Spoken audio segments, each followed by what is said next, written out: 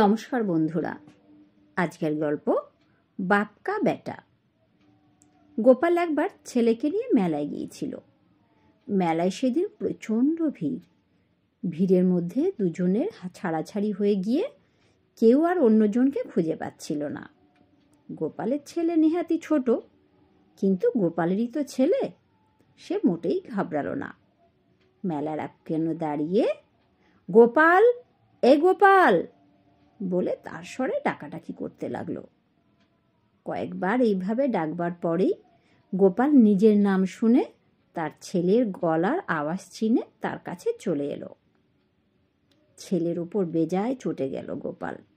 তাকে বকাবকি শুরু করলো। হতভাগা বাদর, আমার নাম ধরে ডাকাডাকি লাগিয়েছিস? আমি কি তোর বন্ধু?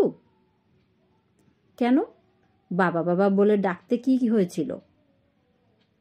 গোপালের ছেলে সঙ্গে সঙ্গে উত্তর দিল, হ্যাঁ তা বই কি, আমি বাবা বাবা বলে ডাকি, আর এই ভিড় থেকে 10,000 বাবা হয়ে সেই ডাকে সাড়া দিই। অতগুলো বাবা তখন আমি সামলাতাম কি করে? গোপাল ভাবলে, হ্যাঁ, ছেলে আমার বাপকা বেটা হয়েছে বটে। নমস্কার।